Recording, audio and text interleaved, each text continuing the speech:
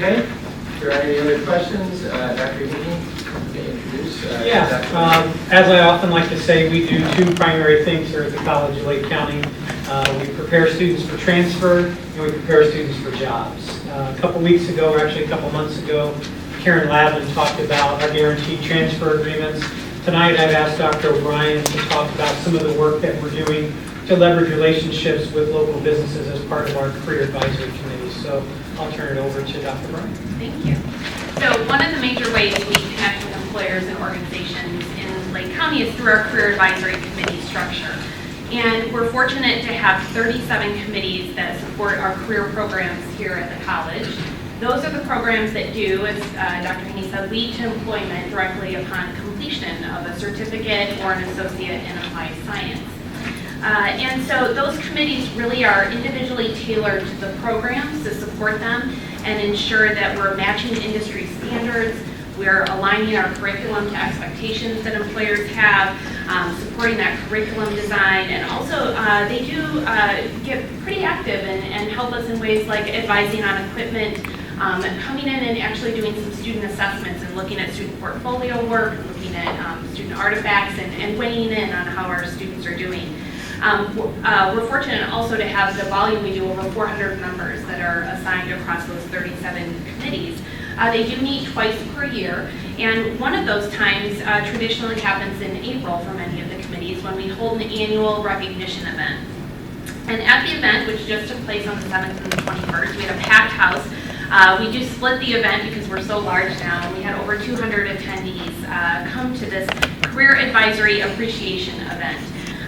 We were able to provide them a college update, so they got a little update on the college master plan. They heard about our accreditation site visit that Dr. Hogan just spoke of, and also we were able to share our national award status from last year in 2016 when we received the National Diversity Award and also the Green Genome Award. So we were very proud to be able to share that information with a very full room at the University Center on those 2 days. And we actually put the groups to work.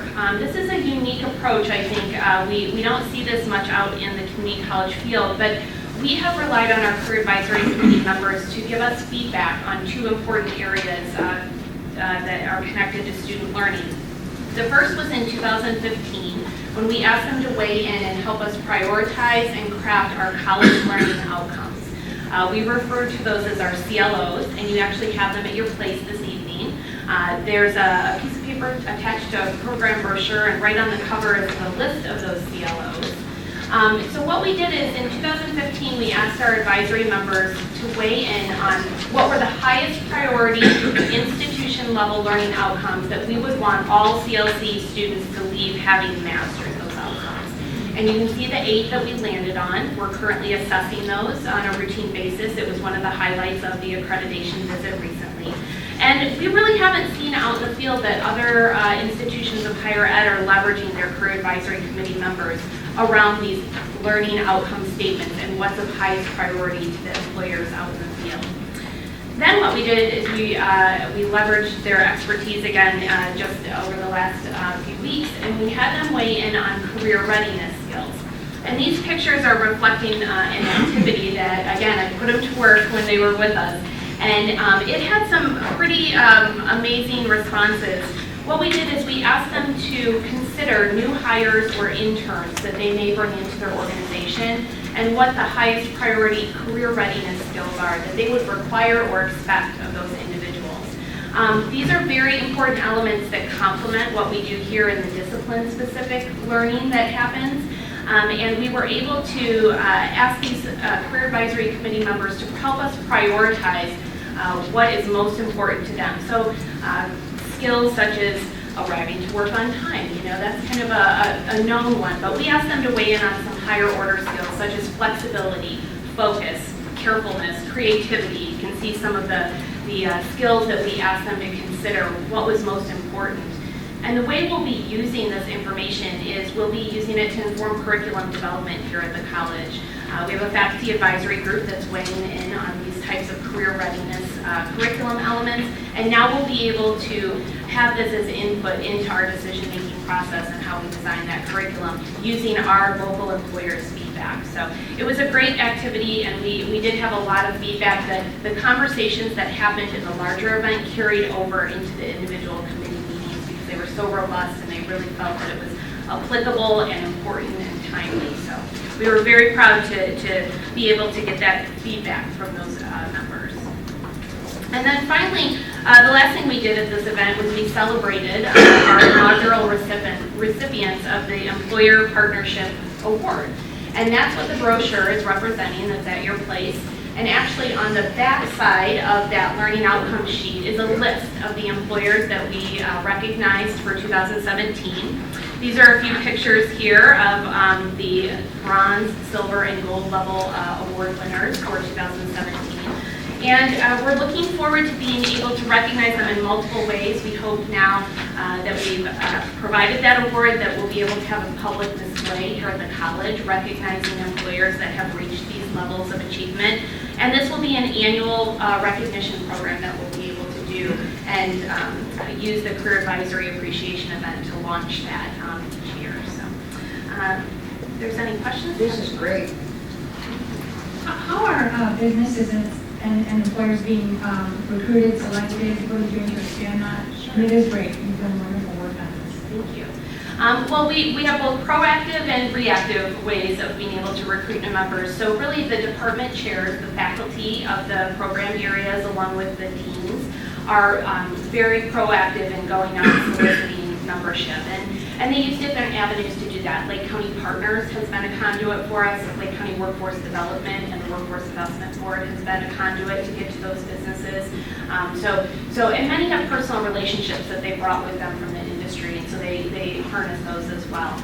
But we also have recognition on our website in a way that individuals can very easily submit their interest, and then we have had a couple of those come in kind of unsolicited, people just looking on the web. So we're always ready to respond to those as well. So this is a little off topic, I think we were talking about learning outcomes, but advisory committees for the specific career areas, are they kind of like an early warning system for programs that might not be generating the interest that they should? You know, they could be, because really we do rely on them to be able to let us know if that curriculum is aligning not only with industry standards that can be very broad, but also with the local employment labor market. Labor market data is something that Dr. Hogan's office routinely is providing to faculty and the academic personnel, but definitely those career advisory committees can shift the focus of a program. We see it happen more likely in small ways such as equipment. Equipment needs to be updated or replaced in order to keep up with what's going on in industry and those conversions. Thank you. And Rich, you may recall one of the things that we launched last fall was a program viability Yes. review of all of our career programs. And that will be a yearly process that will follow. Just trying to get it. Is this program still viable? Yeah. So great, you know, what Ellie and Rich and the staff have all done is we're required to have advisory committees, right? So you're required to have an advisory committee for every career program. We're not required to do this. And so it's really, as Ellie pointed out, taking it a step further really and making maximum use of this folks. And it's not just an early warning system, they can guide us. Great work. I'd just like to thank Dr. O'Brien. This employer appreciation breakfast was something that I think I started about 15 years ago, and it is so much better now that she's in charge. So we're just doing some great things. I just want to thank her. It takes a woman. Yeah. Is the food better, or? No, I tell you, she really, you know, I just want to point out this idea about having the employers, local employers, look at our learning outcomes. Yeah. A lot of people talk about that, but the process that we follow to do that, I think, is really interesting. And I give Dr. O'Brien and her staff a lot of credit for that. That's great. Thank you. Another excellent thing we're doing here, but that concludes my report. Thank you, Dr. Weber.